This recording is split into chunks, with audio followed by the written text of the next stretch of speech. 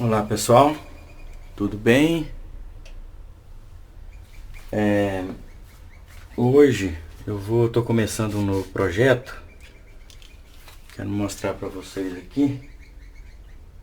Tá na bancada essa peça aqui feia, né?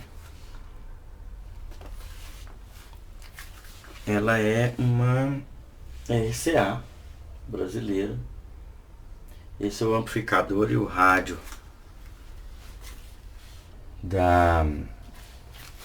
de um console, né? Uma rádio vitrola. Esse é o manual que eu consegui com muita dificuldade, porque é brasileiro, né? Depois, se alguém tiver interesse, eu posso indicar. Teve uma pessoa que adquiriu os direitos da Esquemateca, né? Que existia. Ele comprou tudo e tá reorganizando. Ele me conseguiu essa cópia. Pode ver que é uma cópia amarelada, né? Porque foi impresso. Ele mandou a digitalização e eu imprimi, montei aqui, né? Montei para poder trabalhar nela, porque eu já estava pensando que eu ia ter que mexer nela sem nada, e aí ia ser muito mais difícil, ou talvez impossível. Ela é a BVS 933, né? Aqui marcado como Mark 9, né? Mark 9. Deixa eu ver se foca aí pra vocês. Tá ruim de focar esse negócio. Aí, ó. BVS 933 Mark 9. Então, é essa aqui, o próximo projeto. Ela depois eu vou ver se eu coloco imagens na minha página, ou até nesse vídeo, se conseguir fazer uma edição de como ela é, como é o móvel. São dois móveis separados com pés de palito, e um deles é só caixa de som e o outro vem o amplificador, a vitrola com painel, mais a caixa de som na parte de baixo. Então fica aquele par bem bonito, assim, típico dos anos 50. E esse equipamento é um dos primeiros estéreo nacionais. Ele é de 1958. A RCA foi a primeira, né, a lançar os equipamentos estéreo. E esse é um dos modelos fabricado nacional, baseado no americano, que seriam os Mark 6, 7, 8, 9, no caso aqui o Mark 9, né? São similares, né? Então, para mostrar para vocês aí, vou começar a trabalhar nisso aqui. Eu vou pausar um pouquinho e tentar mostrar a parte interna para vocês. Bom, pessoal, tá aí. Aqui eu coloquei a câmera numa posição melhor.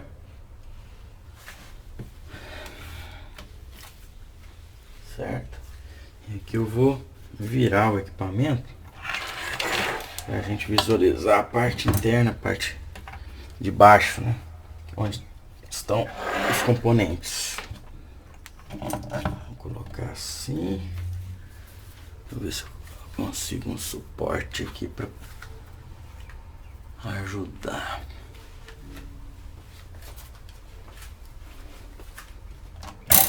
Caneca de café aqui. Isso, só para melhorar um pouquinho a visualização.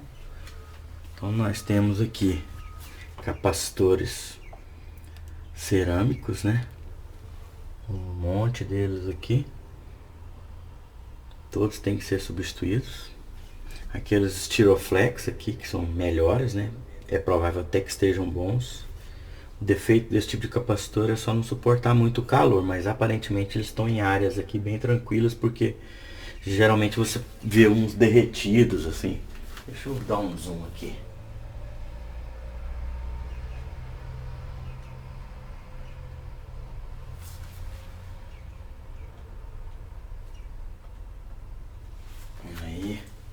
Pegar um pouquinho pra cá. Opa. Aí.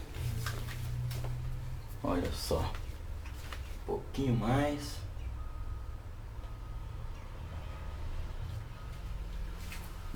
Então esses aqui são os Stiroflex, ó. Esse, né? Então, capacitor aqui, provavelmente a óleo, eletrolítico aqui, tem um de caneca que está por cima, né? Esse capacitor variável do rádio aqui está solto porque eles têm umas borrachas nele aqui e derretem. Então eu vou ter que pensar o que eu vou colocar no lugar, porque todos estão derretidos.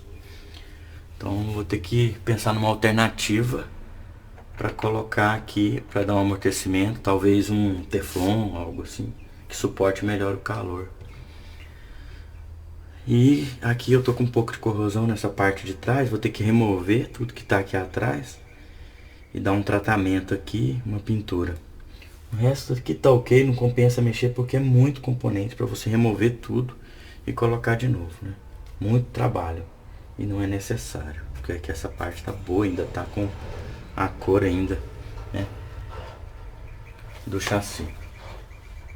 Então basicamente a princípio é isso que eu quero mostrar. Daqui a pouco a gente devagarinho vai evoluindo aí.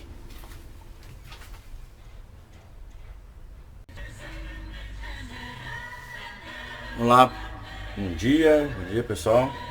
Dando continuidade aqui no vídeo da Rádio Vitrola RCA BVS 933 brasileira. Como comentei com vocês, depois eu vou colocar imagens dela na edição do vídeo, né? É uma Mark 9 ou Mark 9, né? Como eu já tinha mostrado,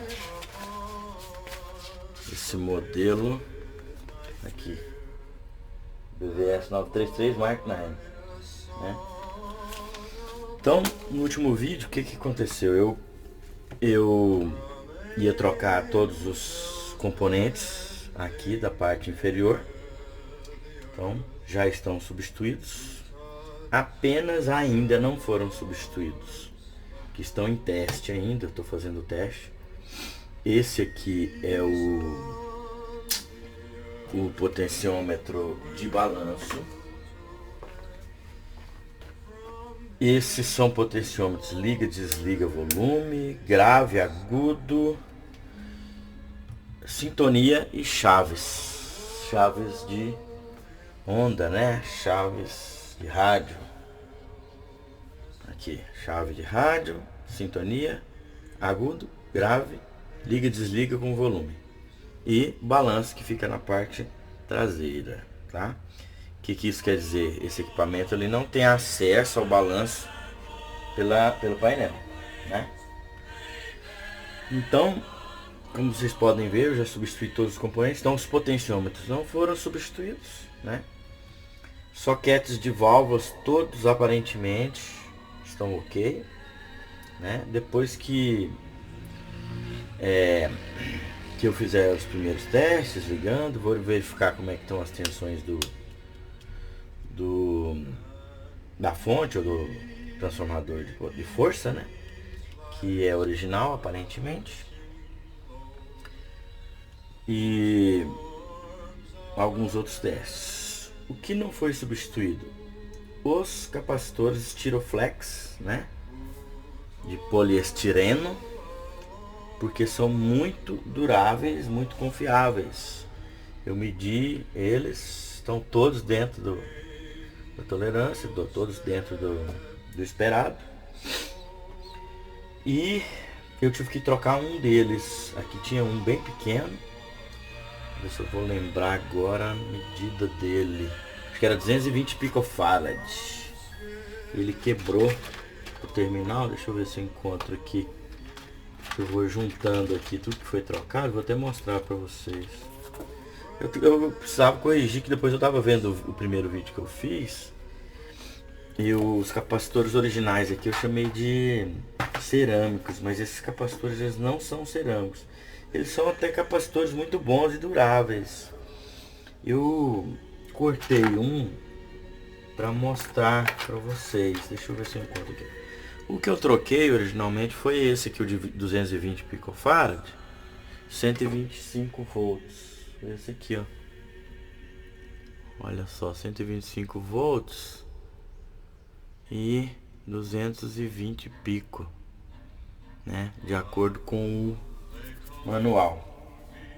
Eu vou contar uma historinha para vocês, não muito rápido, tá? Sobre esse equipamento, sobre tudo o que está ocorrendo aqui. E nem sempre a gente consegue fazer vídeo de tudo, né? Eu já fiz uma pintura na parte traseira aqui. Deixa eu inclinar um pouco ele aqui só para vocês conseguirem enxergar, tá? Já fiz a pintura de alumínio, né? Aqui na parte de trás para proteção apenas, porque essa parte ela fica interna, né? Ela não fica exposta. É só mais para proteção contra a corrosão mesmo. E dependendo do equipamento, não compensa você desmontar tudo que tá aqui, mexer em certas coisas, por exemplo, isso. O que é isso aqui, gente? Deixa eu organizar a minha cabeça aqui para mostrar uma coisa de cada vez, né? Então tá, vamos lá. Primeiro, o capacitor Styroflex, né? Ou de poliestireno, que eu tive que substituir porque ele rompeu, ele quebrou, né? Só por isso, para vocês terem uma ideia, a medição dele no capacímetro, deixa eu posicionar melhor aqui. A medição dele no capacímetro deu melhor do que o novo de qualidade que eu comprei, que é esse azulzinho aqui, ó. Entendeu? Só para vocês terem uma ideia, tanto que eles são confiáveis, são recomendados praticamente que se deixe os Styroflex, se eles não estiverem derretidos, ou se medindo eles estiverem dentro da tolerância, dentro da especificação, costuma se manter. Olha só, os capacitores que eu chamei eles de cerâmicos erroneamente, eu já sabia que eles não eram cerâmicos, mas foi um lapso mesmo. Olha só, cortei um aqui para vocês verem. Eles têm um metal, um aluminizado por dentro, tá vendo? E uma capa plástica ou cerâmica. Olha só como que é, ó. É até e filme. A recomendação do pessoal que entende mais que eu, né, que tem mais experiência que eu, é que muitas vezes nem se troque esses capacitores, que são confiáveis, mas eu medi alguns, eles estão um pouco alterados, não muito para cima. É lógico que um capacitor desse não tem um problema, por exemplo, de vazamento, né? Não é um capacitor eletrolítico, né? Só que medindo aqui no capacímetro, no comparador, né? No medidor de fuga, né? Ele está apresentando não uma fuga, mas assim, ele não está suportando chegar na tensão de 500 volts. Esse é o ponto, assim, sabe? Eu fiquei meio desconfiado deles, né? E como é uma restauração, né, pessoal? Vamos colocar todos os capacitores novos, melhor, né? Muita gente é contra, prefere manter o máximo possível da originalidade, inclusive esse tipo de capacitor. Se fosse um capacitor de papel, né, ou outros que não me ocorrem agora, que não são muito confiáveis, teriam que ser de toda maneira removidos mesmo, né? Mas capacitores de mica, poliestireno, esse tipo de capacitor aqui, que eles chamam filmed, né? Ele tem um filme plástico por dentro. Ele já é um capacitor assim que já apontava para esses capacitores modernos, né? Então, se forem esse tipo, eles recomendam não tirar. Mas nesse caso aqui eu preferi tirar porque alguns valores não estavam bons, uns estavam quase o dobro. Eu achei melhor trocar. Esse capacitor aqui eu tive que montar ele em em série, ele não está em paralelo. Era um capacitor, são dois capacitores épicos muito bons de qualidade, de 33, colocando eles paralelamente, né, ligados em paralelo, perdão, em série, né, no caso aqui. O que acontece? Eles dividem a capacitância cai para metade e você tem uma tensão de operação aumentada. Muitas vezes é recomendado que você coloque resistores com valores compatíveis, calculados, né? Existe um cálculo para isso, para que eles não suportem uma carga maior que o outro, assim, e um deles chegue a abrir. Mas nesse caso não corre risco, porque cada um dos dois já são de uma tolerância adequada aqui para esse circuito, entendeu? Fora isso, se você medir um capacitor moderno desses, que chega a 450 volts, por exemplo, você vai colocar aí 500 volts e você vai ver que ele sobra. Se você pegar um capacitor desses modernos bons, pegar, por exemplo, um capacitor de 200, que suporta aí 200, 250, 300 volts, o que acontece? Você vai ver que ele suporta até 500 volts. Então são capacitores bem melhores, eles têm uma tolerância maior, então não corre esse risco. O resto tudo ok. Resistores, eu sempre prefiro colocar resistores também com uma tolerância, com uma tensão de trabalho maior. Eu não gosto de colocar, por exemplo, se você tira esses, deixa eu mostrar para vocês o que foi removido aqui, né? Você tira, por exemplo, um resistor desse, que segundo o manual aí é meio watt, né? Alguns maiores de 1 watt, como esse, por exemplo. Sim, esse aqui, se não me engano, é de 3 watts, né? Conforme o diagrama, né? Se você pega e troca um desse, por exemplo, que seria de 1 watt, e coloca um de 1 watt, né? Tudo bem, você estaria dentro do que está previsto, mas por que você colocar um resistor tão pequeno, tão frágil num equipamento antigo desse, que trabalha com correntes às vezes um pouco elevadas, né? Tensões de saída de válvula altas, né? Então eu prefiro, tá? Ainda mais por conta do preço ser baixo, né? Colocar resistores com uma tensão de trabalho maior, 1 watt, 2, né? Abaixo de 1 geralmente não coloco, só quando não tem jeito mesmo, né? Então essa é a história. Aí vocês viram aqui o que foi trocado, né? E o capacitor de caneca, nesse caso ele tem 4 valores nele, né? São 4 valores, são 2 de 40, 450 volts, um de 20 e outro de 10, se não me engano. O que eu costumo fazer? Eu preencho a caneca, tem vídeos anteriores meus aí que mostram, né, como é feito, como que eu faço.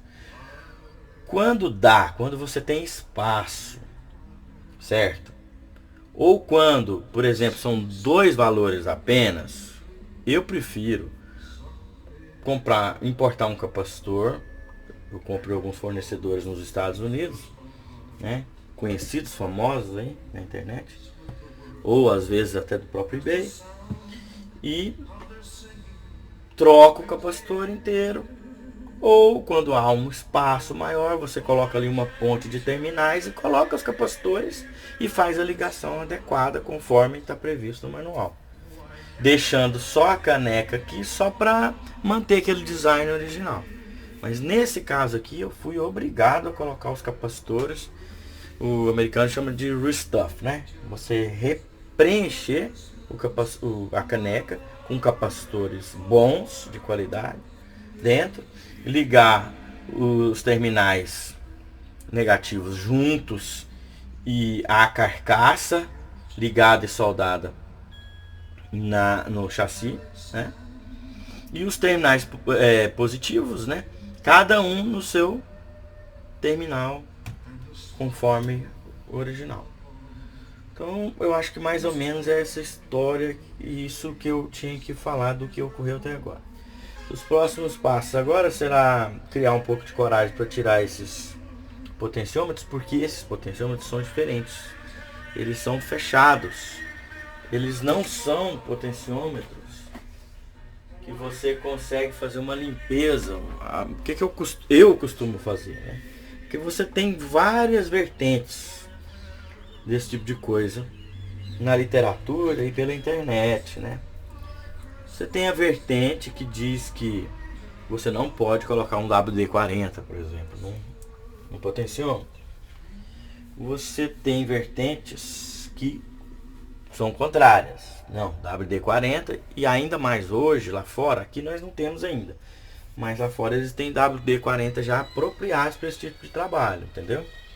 Então, seria o ideal. Como eu não tenho no momento ainda, pretendo ainda trazer isso, eles usam também o dióxido, né? Que é um limpo contato também muito bom americano. Então, o que eu faço dentro das minhas limitações até o momento? Eu faço o seguinte: eu lubrifico primeiro o potenciômetro. Eu acho que eu já mostrei isso em vídeos meus aí. Abro ele quando é necessário, né? Limpo, lubrifico, principalmente a haste, né? O trabalho da haste, a parte mecânica do potenciômetro. E a parte elétrica, que seria a trilha e os wipers, né? O limpadorzinho, que ele gira nesse sentido assim, na trilha. Isso aí você faz uma limpeza ali com pano, sem muito produto químico, que possa tirar aquela camada ali de resistência que tem na trilha, né? E você usa um limpa-contato bom, de boa qualidade, e deixa bem limpinho o contato, né? A pressão do wiper, né? Do limpadorzinho na trilha adequada, não muito forte, não muito fraca, porque se for muito forte, vai estragar a trilha com o tempo. E se for fraco, vai dar problema. Vai, se você medir com um ohmímetro ou um multímetro analógico que tenha um ponteiro, né, analógico, você vai perceber que ele vai dar uma falhada, aquela caidinha, né, em alguns pontos, porque aquela pressão ali não está adequada. E isso, se não for defeito da trilha. Se a trilha tiver defeito, provavelmente você perdeu o potenciômetro. Eu, quando não tenho recurso e não encontro de maneira nenhuma o potenciômetro, o que eu faço? Eu compro um potenciômetro moderno de tamanho equivalente e coloco a trilha, né, a parte da trilha nova no potenciômetro antigo, se for possível fazer esse tipo de restauração do potenciômetro. Eu nunca vi ninguém fazendo isso. Não sei se, provavelmente alguém faz, mas eu faço assim. E se for um potenciômetro, se você encontrar um potenciômetro bom que enquadre na necessidade ou na especificação do que você está precisando, você coloca o novo. Mas muitas vezes, por exemplo, como esse aqui, ó, vamos supor, eu ainda não lembro qual que é a resistência desse potenciômetro, mas ele é um potenciômetro duplo, certo? Né? Precisa ser duplo aqui, estéreo, né? O que acontece? Às vezes você encontra o potenciômetro, por exemplo, de 470K ou 470, o que seja o valor, né? Você encontra ele, mas você não encontra ele duplo que dê certo aqui, entendeu? Às vezes é plástico aqui, muitas vezes não é legal, né? Eu prefiro, por exemplo, às vezes eu compro 2 potenciômetros, adquiro 2 potenciômetros bons, né, de qualidade, do tamanho equivalente, aproveito a trilha e desmonto esse potenciômetro, coloco a trilha nova e você tem um potenciômetro praticamente novo. Faz alguns testes, vê se está funcionando bem, ok, né? Já tive que fazer isso por conta de não ter alternativa. Por exemplo, um potenciômetro desse, você encontrar um potenciômetro desse de chave com valor exato que dê certo aqui, muitas vezes pode não ser um trabalho fácil, né? Uma tarefa fácil. Então, pessoal, quanto a essa RCA, nós estamos nesse ponto. Então, agora para frente eu vou começar a verificar parte de rádio aqui, ver se tem alguma coisa errada. Capacitor variável. Tem mais uma coisa que eu preciso contar para vocês. O que aconteceu? Essa vitrola foi desmontada já há muito tempo. Eu fiquei parado um tempo, não fiz restaurações por um ano e meio por aí, né? O que aconteceu? Quando desmontei essa vitrola, eu não sei o que eu fiz, que eu acho que eu sumi com 3 das válvulas, que são as válvulas de potência. As válvulas que estavam nele, mas se não me engano, pelo que eu tava lembrando, eu tinha 3 válvulas aqui. Deixa eu mostrar para vocês.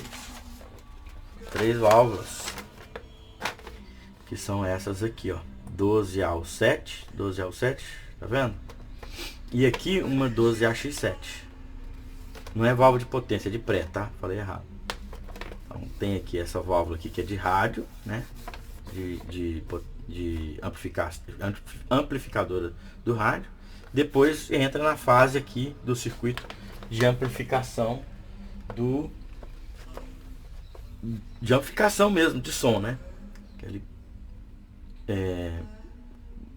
Uma pré-amplificação e depois a amplificação de saída que são aqui a 6A, que é 5 aqui, que a mesma, se não me engano, é L84, acho, ou 94.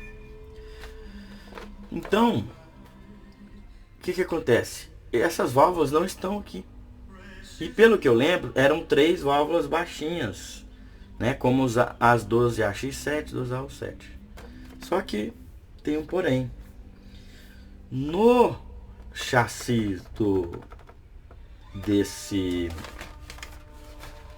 amplificador, você tem aquela etiqueta. Eu até fiz uma cópia aqui. Aquela etiqueta que vem pregada atrás. Ó, essa aqui é uma cópia da etiqueta que vem pregada atrás. E ela me indica aqui que para substituição dessa vitrola específica, ela me indica 66CG7. São 366G7. E não conforme está no manual 12AX7 e 12AU7. E tem mais um detalhe. No manual, no diagrama que eu consegui, original brasileiro, olha só, ele apresenta aqui 3 12AU7 e não apresenta uma 12AX7 como está aqui. É bem verdade que essas válvulas chegam a ser muitas vezes intercambiáveis, similares, né? Mas aí me gerou essa dúvida. Então agora eu preciso ver com calma o datasheet de cada válvula, comparar para ver quais são realmente as válvulas de pré que está aqui. Depois que eu ligar, eu vou ver como é a voltagem, a tensão real que está aqui, né? Alimentando, que pela tensão já me dá uma indicação, né? Apesar de que a válvula 12AX7, 12AU7, elas podem ser ligadas com 6 volts ou com 12 volts. Mas aí eu vou ter que verificar com calma como que está essa ligação para ver se ela está alimentada com 12 ou com 6. E com certeza vai estar com 6, né, gente? Com certeza vai estar com 6. Porque aqui a alimentação que eu tenho, conforme o manual, é de 6 volts. Mas aí eu vou precisar tirar essa dúvida.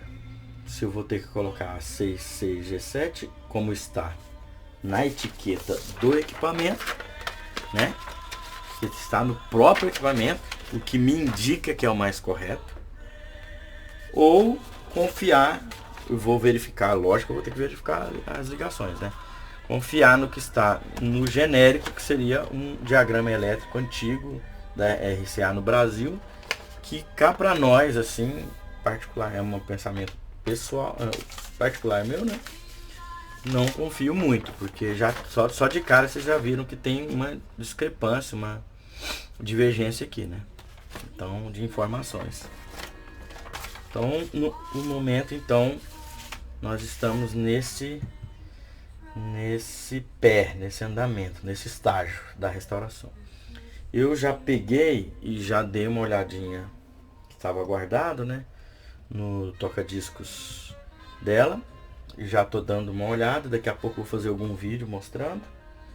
Mas aparentemente eu vou ter que desmontar o motor, ver como é que tá o estado dele por dentro e fazer uma lubrificação, porque eu tô tendo um problemazinho de rotação.